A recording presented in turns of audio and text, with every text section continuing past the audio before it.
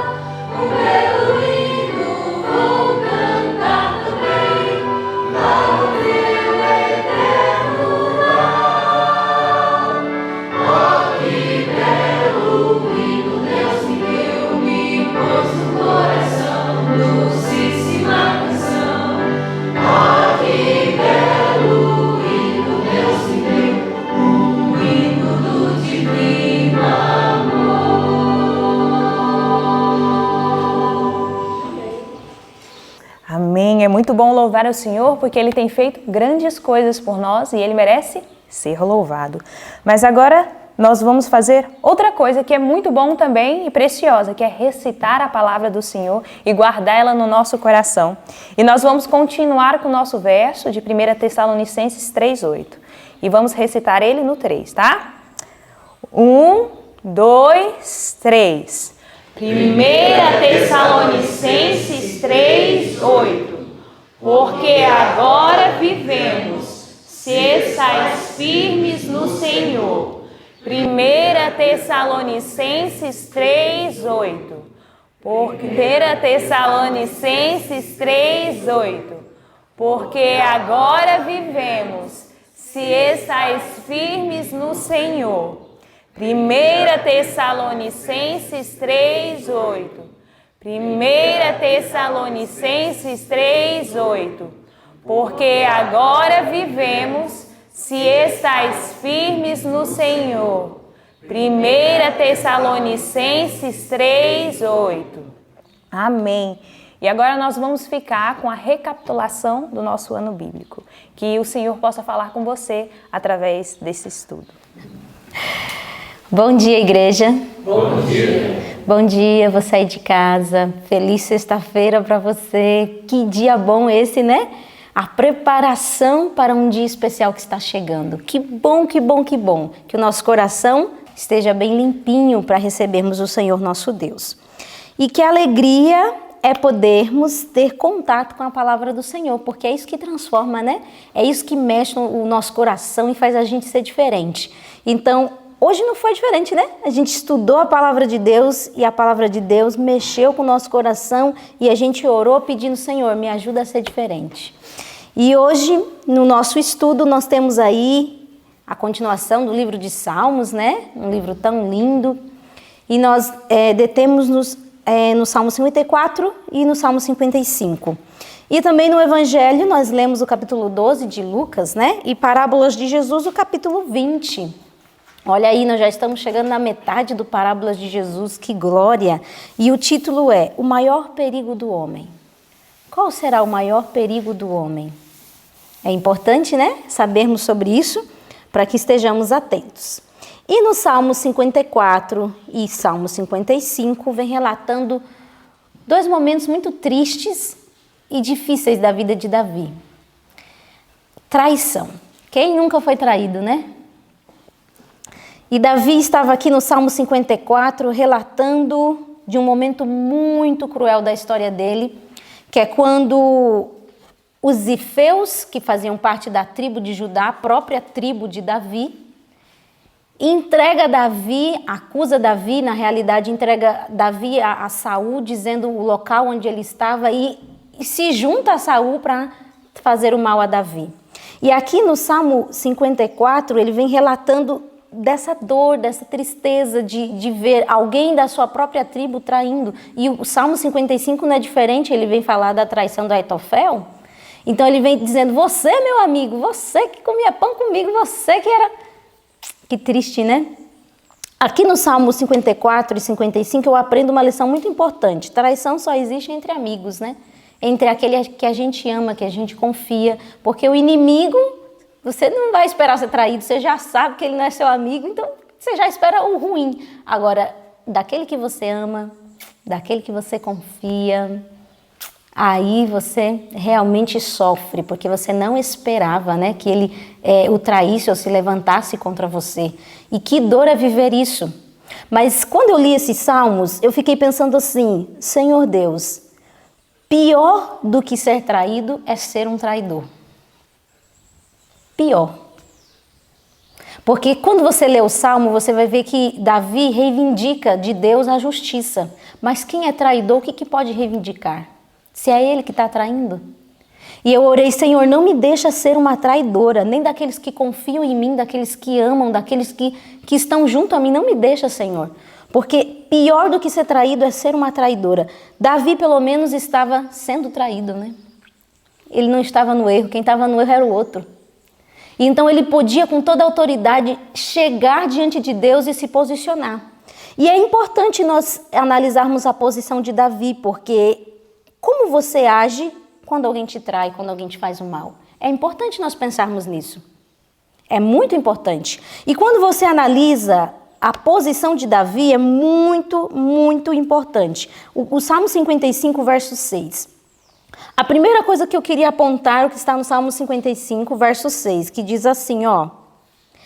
Assim eu disse, ó, quem me dera asas como de pomba, então voaria e estaria em descanso, eis que fugiria para longe e pernoitaria no deserto.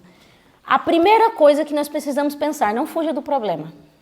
Às vezes não, sempre a gente faz isso, né? Quando acontece uma coisa difícil, uma coisa ruim, a primeira coisa que a gente pensa, eu quero sumir daqui. Ai, eu quero ficar bem longe disso daqui. Ai, que desgraça, quero ir embora, não sei o quê. Eu não vou ficar mais perto dessa pessoa, aí não fala mais com a pessoa, não sei o quê, aquela coisa toda. A primeira posição que você não deve tomar é fugir. Fugir nunca vai resolver um problema. Nunca. Mas geralmente é o que nós sentimos, geralmente é o que nós pensamos. Quantas e quantas vezes a gente não comete esse tipo de atitude? A outra posição que eu achei muito interessante que Davi tomou foi o verso 16 do Salmo 55, porque ele diz assim, ó: eu, porém, invocarei a Deus e o Senhor me salvará. Quantas vezes invocarei a Deus? De tarde, de manhã, ao meio-dia, orarei e clamarei e Ele ouvirá a minha voz. Eu vou importunar a Deus até Ele me atender, até Ele me socorrer, até Ele me dar alívio disso que eu estou sentindo. Então ele invoca ao Senhor, ele vai em busca daquele que pode resolver a situação. E o interessante é que quando ele invoca a Deus, olha pelo que ele apela. Salmo 54, verso 1, ele apela pelo seguinte, ó: salva-me, ó Deus, pelo teu nome. Ele reivindica o nome de Deus. E a gente sabe que o nome está atrelado ao caráter, né? Então ele está reivindicando o caráter de Deus. E faz-me justiça pelo teu poder. E o versinho 5, ó: e ele me recompensará com o mal os meus inimigos, destrói-os na tua verdade. Na versão Almeida, diz assim, ó: ele implora pela fidelidade de Deus. Senhor, porque tu és fiel, faz justiça. Interessante, ele apela pelo que Deus é. Isso só é possível quando você tem a consciência limpa, quando você está certo diante de Deus. E ele aí você pode reivindicar os próprios atributos de Deus. Que interessante isso, a posição de Davi. Muito interessante. E nós aprendemos algo muito importante com ele, que é confiar. Porque aqui no Salmo 55, verso 22, diz: lança o teu cuidado sobre o Senhor e Ele te susterá. Não permitirá jamais que o justo seja abalado. Confia no Senhor. Lança sobre Ele as suas dificuldades, as suas angústias, a sua dor. Lança sobre Ele e Ele cuidará do teu coração. Que lindo é saber que o Senhor Deus se preocupa conosco. E é por se preocupar conosco que Ele deixou a orientação que está lá em Lucas 12, que Ele lançou uma parábola, que é a parábola que nós vamos estudar hoje, sobre o rico insensato. Olha só que interessante. Aqui no capítulo 12 de Lucas, vem relatando que Jesus sempre pregava, não só para os discípulos, ele pregava para uma multidão, não é isso? Várias pessoas estavam ali presentes ouvindo Jesus. E nesse sermão que Jesus estava pregando nesse dia, ele estava condenando a hipocrisia dos fariseus. Olha, cuidado aí com o fermento dos fariseus, que é a hipocrisia. E aí ele começou a dar as orientações, dizendo que os discípulos cuidassem disso e que eles tivessem consciência de que nada fica oculto, que tudo vem à tona, que tudo se revela. E aí ele vai dando as orientações, dizendo: olha, eu cuido de vocês, vocês têm que testemunhar de mim, vocês vão diante dos tribunais, das autoridades, vocês vão falar da minha verdade, mas não se preocupe, eu vou dar a capacidade que vocês precisam para falar. O Espírito Santo vai orientar vocês no que vocês devem dizer. Que interessante. Eu vou dar a capacidade que vocês precisam para cumprir isso que eu estou pedindo a vocês.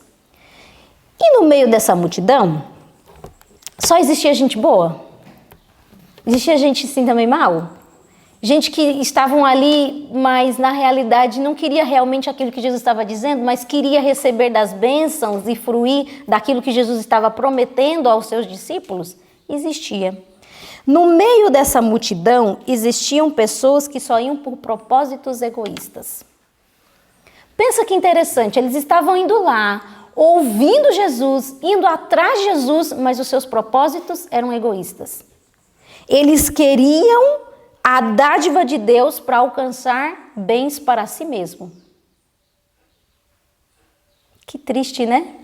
Você sabe que quando Deus julga os nossos atos, Ele olha para as intenções dos nossos atos. Não somente o ato que está sendo praticado, mas o que levou você a praticar tal ato.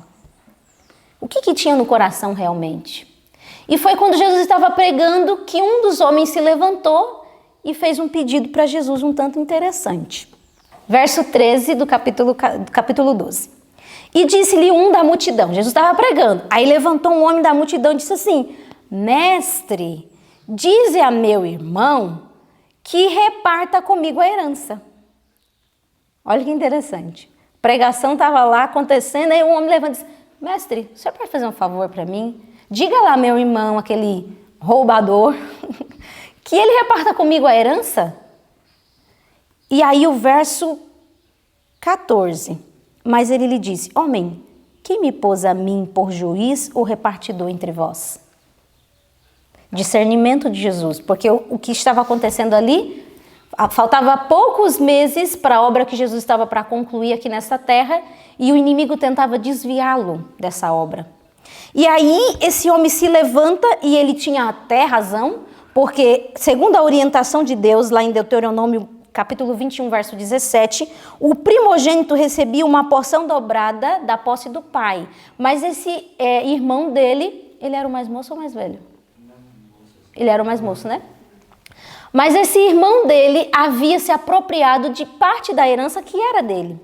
Ele estava reivindicando algo que era certo, justo. Mas o que havia dentro do coração? A realidade é que dentro do coração dele diz que os irmãos estavam em desavença porque ambos eram avarentos. Ambos eram egoístas. E que interessante isso. Só existe desavença quando algo ruim está alimentado dentro do coração. Não existe desavença sem ter algo ruim alimentado dentro do coração. Porque quando não tem, a parte que não tem cede. Agora, se os dois têm, fica o quê? A guerra entre os dois. Então, se tem algo dentro do coração que não funciona, vai haver desavença. E era o que estava acontecendo entre esses dois irmãos. Os dois eram avarentos. O irmão mais moço estava até questionando algo justo, mas no coração dele havia avareza, havia egoísmo. Ele queria demais essa riqueza a ponto de nem se importar com o relacionamento entre irmãos.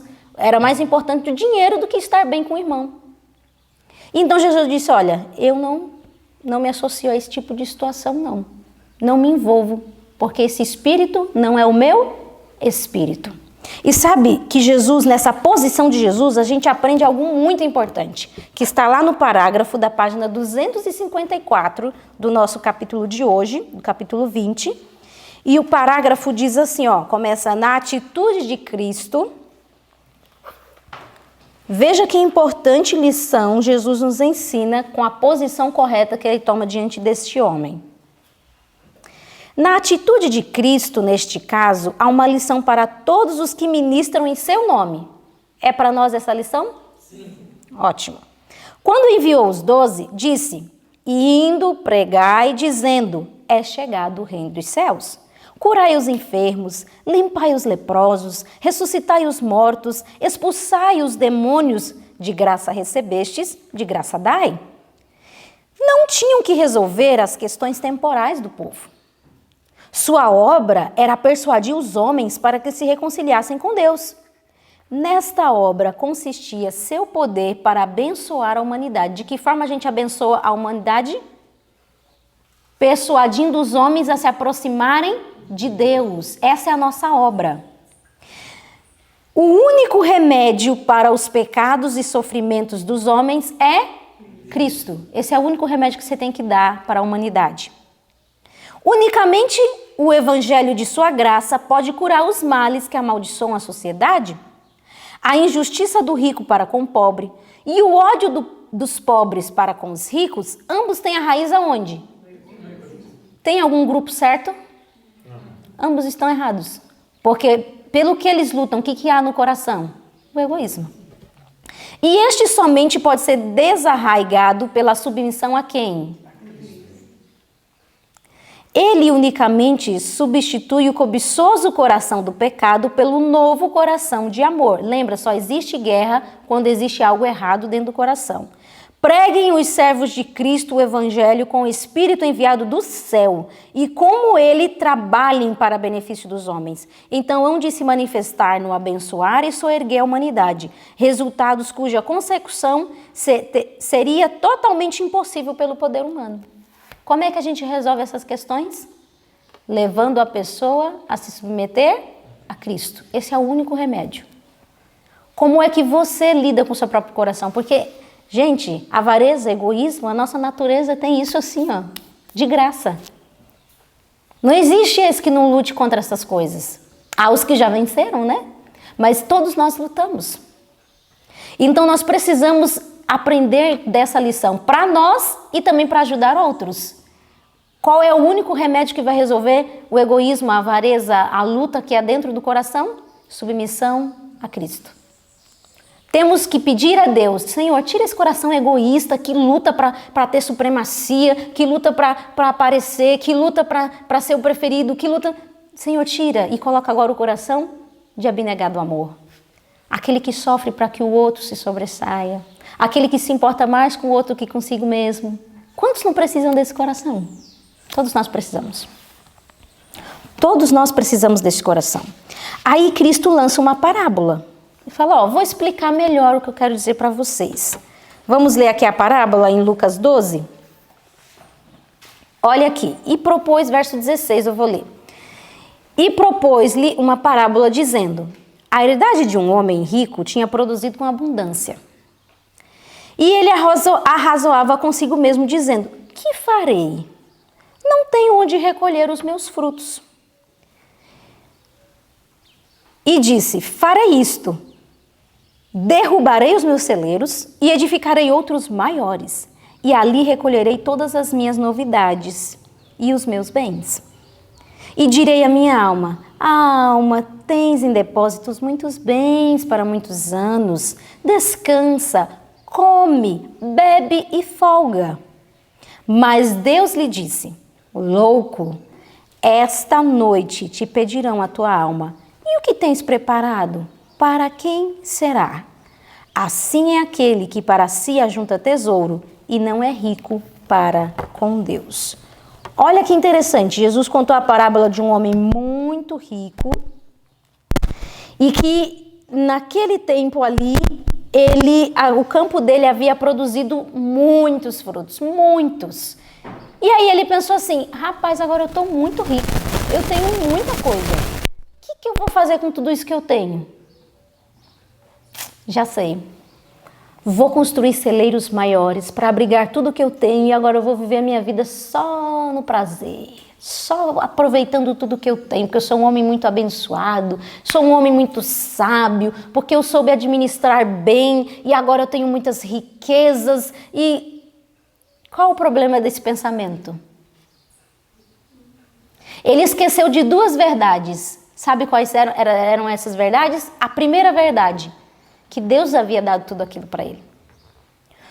A palavra, o Parábolas de Jesus disse que ele se honrava a si mesmo por ser bom administrador e os homens o louvavam como um bom administrador. Ele esqueceu que ele tinha tudo aquilo porque Deus tinha dado o sol, a chuva tinha feito a plantinha crescer. Deus tinha dado tudo aquilo para ele.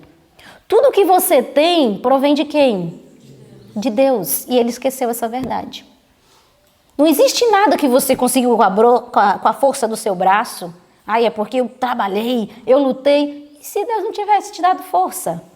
Se Deus não tivesse te dado vida, saúde, condição, você não teria chegado a lugar nenhum. E ele esqueceu disso. Que Deus havia dado tudo aquilo que ele tinha. A segunda verdade que ele esqueceu. Para que mesmo que Deus nos dá bens? Qual é a razão de Deus nos dar saúde? De Deus nos dar capacidade para pensar, falar? Qual é a razão que Deus nos permite estudar, ter uma profissão? Qual é a razão? Para benefício de outros. E ele esqueceu. Por que Deus tinha deixado ele como mordomo dessas grandes riquezas? Porque o objetivo de Deus era que ele tivesse ajudado os órfãos, as viúvas, os que estavam padecendo por fome, por falta de roupa. E diz que se ele houvesse agido assim, muitos louvores teriam ascendido ao céu. Muitos teriam sido abençoados se ele houvesse repartido aquilo que não era dele. Porque aquele dinheiro era dele? Não, era de Deus. Deus havia dado. E ele tinha que ser um bom mordomo de ter feito o quê? Distribuído. Ele esqueceu que ele era um canal de bênção. Aí Jesus olhou e disse, louco, não sabe o que fez. Porque investiu no terreno e desperdiçou o quê? O eterno. E interessante, porque o último verso que nós lemos, ele diz assim, ó, assim é aquele, verso 21, que junta para si tesouro e não é rico para com Deus. Como é que eu me torno rico para com Deus? Vocês não sabem? Como é que eu me torno rico para com Deus? Se doando. Se tornando um canal de bênção, entendendo que tudo que você é, irmã Marisa, tudo que você tem, não é para você, é para quem? Para beneficiar outros. É por isso que a gente não se cala. É por isso que a gente não se preocupa com a gente mesmo, entende? A gente se preocupa com quem? Com o outro. O mesmo espírito que havia em Cristo, de abnegado amor. O lucro que se tornou perda. O lucro que se tornou perda. E que grande perda. Porque o dinheiro pode comprar tudo? O dinheiro resolve tudo? Sabe, esses meses atrás, nós recebemos uma senhora que tinha câncer terminal. E quando eu vi a situação dela, completamente assim, ela definhou. E eu fiquei olhando assim, pensando, meu Deus, realmente, o que é o dinheiro? O que é a riqueza? O que é ter bens, quando nessa hora o dinheiro não resolve nada? Se você não tiver Deus nessa hora, você vai ter o que mesmo? Você não tem nada, se você não tiver Deus. E esse homem não havia entendido isso, era como um animal. Que a única coisa que ele tinha verdadeiramente era Deus. E ele não tinha, né? Porque ele tinha feito o quê? Buscado as riquezas, as glórias deste mundo. E aqui o texto diz que esse homem vivera e planejara completamente só para o eu, viver só para si. E no reino de Deus isso não funciona. Porque diz aqui, ó, o parágrafo que inicia na página 259, inicia assim, ó, viver para si é perecer. Viver para si é morrer. Não tem como você viver para si no reino de Deus. Nada no reino de Deus vive para si. Tudo o que Deus fez vive para beneficiar outros. A avareza, o desejo de beneficiar a si próprio, priva a alma da vida. É de Satanás o espírito de ganhar e atrair para si. De Cristo é o espírito de dar e sacrificar-se em benefício dos outros. E o testemunho é este, que Deus nos deu a vida eterna e esta vida está em seu Filho. Quem tem o Filho tem a vida. Quem não tem o Filho de Deus não tem a vida. Que esse Espírito, o Espírito de Cristo, possa reverberar em nosso coração. Que seja esse o Espírito que mova as nossas ações. Que isso esteja dentro do nosso coração, assim, bem profundo, bem enraizado, esse princípio de se doar, de se abnegar para que o outro seja beneficiado. E entender que tudo vem de Deus e que nós somos apenas o quê? Canais de bênção, onde Deus vai passar as suas bênçãos para alcançar a outros. Que essa seja a nossa realidade, hoje e sempre. Vamos fazer a oração? Nosso amado Deus e nosso Pai, a nossa gratidão a Ti, porque o Senhor hoje, de maneira misericordiosa, nos orientou, Senhor. E nós queremos pedir para que o Senhor nos dê um coração sensível para ouvir a Tua voz e atender a Ti. Imploramos para que dentro do nosso coração haja submissão a Cristo, Senhor. Nosso coração muitas vezes se encontra em guerra contra Ti, Senhor. E imploramos que o Senhor nos vença. Que pelo poder do Teu Espírito Santo, o Senhor nos submeta à Tua vontade, Senhor Deus. Imploramos para que o Teu Espírito esteja morando, vivendo em nós. Que verdadeiramente, Senhor, nós tenhamos abnegado amor. Que verdadeiramente, Senhor Deus, nós venhamos nos importar mais com o outro do que conosco mesmo. Tira de nós o egoísmo, a avareza, a luta pela supremacia. Tira isso de nós, Senhor. Que o nosso coração seja transformado. Que o Senhor coloque um coração novo dentro de nós, retirando o coração de pedra e nos dando um coração de carne. Que no dia de hoje nós possamos sentir as bênçãos que vêm do céu, que possamos sentir a Tua companhia, que é o que nós mais precisamos. Nos dê discernimento para as decisões que precisamos tomar, para as atitudes que teremos que fazer no dia de hoje, que o Senhor possa nos acompanhar e tenhamos a certeza de que tudo que venhamos fazer esteja de acordo com o Teu reino. Nos colocamos em Tuas mãos pedindo a Tua bênção, em nome de Jesus. Amém. Que o Senhor Deus te abençoe no dia de hoje e encha o seu coração de coisas boas e até amanhã.